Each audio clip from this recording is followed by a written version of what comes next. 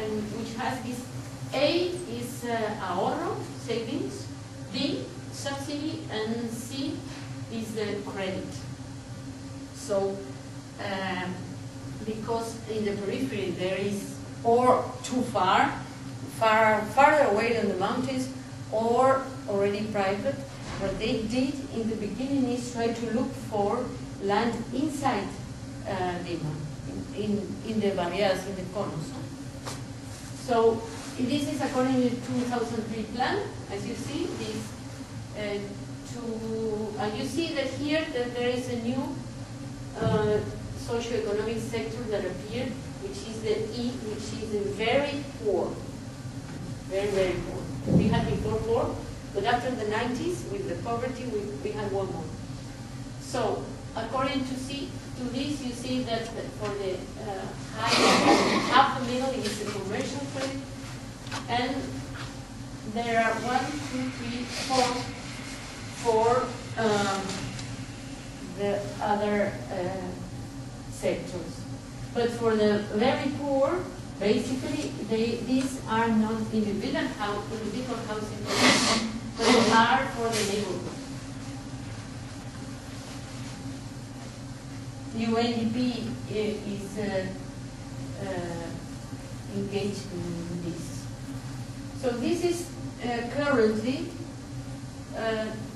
the different modalities that you get, and all of these are progressive housing approaches.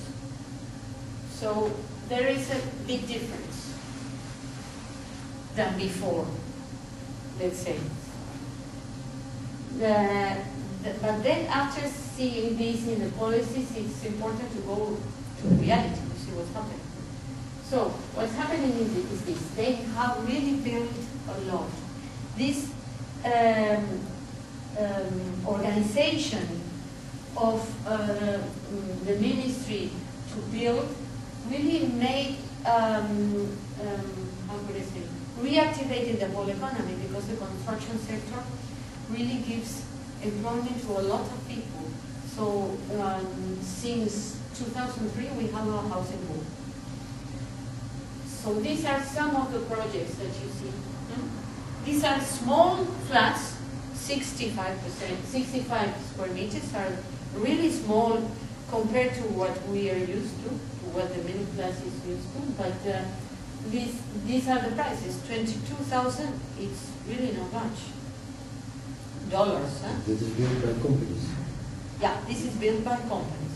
But generally, this is land that is public land. Huh?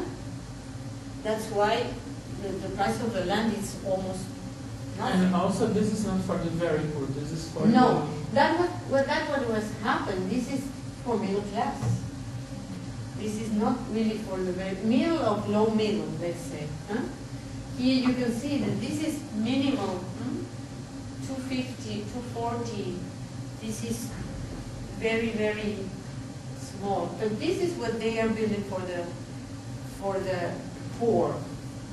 This is progressive housing, definitely, because you cannot live in 33 square meters, considering that most of the families have more than 1 or 2 children. Huh?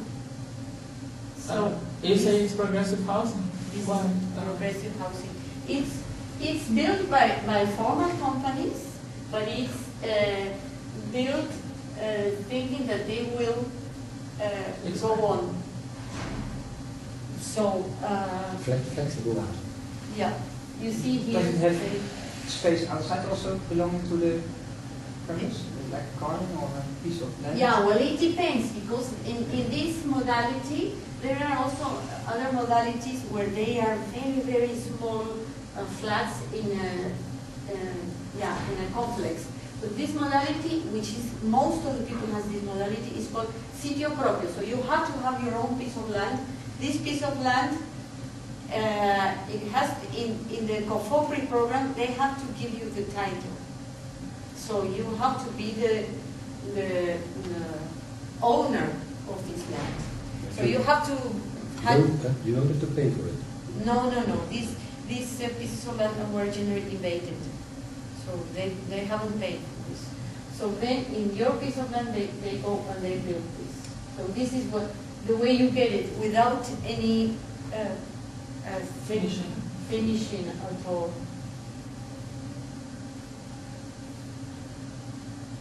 And they can also, in some of them, when they don't have, you see, people stay years like this, and they can make parts like this, concrete slabs, so they can go on. So these are the different modalities that they have. How fast is that built, such kind of house? How fast? The little one, yeah, I think fast, 2 months. And but the problem is that it's very piecemeal, because one is here, the other is here. So there are no really big construction firms that want to do it, because they say it's so much complication. It's not like one side and you build everything. So what they do, they have very small firms that with architects that they hire their own workers. So here you can see, this is, I don't know why it's 2007 until July 2007. You can see how the credits from Peruvian have been growing, and you can see the difference. The reactivation of the economy is really impressive in this, and it's still going on despite the crisis. So, this is really very little. Here you can see the main features of the program, the savings that they have to have, 10%, 10%, 10%, and the poor 5% of the whole value of the house. Then the subsidy that they get, then the total value for a middle class is up to 54,000. For the less is 27,000, the half of it. For the poor is 13,000, which is the half of 1/4 of it. And so for the very poor is 10,000, until one that is 6,000. 6,000, it's approximately the model that we saw. That is approximately 6,000. Sorry, I didn't understand. 6,000 is approximately? The value of the house that they built. Yes.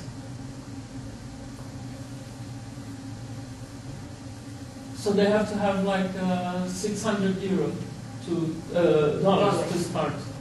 No, 3, because they are, but they are asking. No, this one they are asking just 766. These are the ones of the 5% of the 10,000. They have to have a savings. How is this matched by the population? Can they have savings? Yeah, what they do is, I know they don't have savings. I know cases that have been applying to this. In the moment that they know that they can have that, they begin to ask people, family, ask for this. So, well, I have made different calculations, some of them here, but I don't want to go on.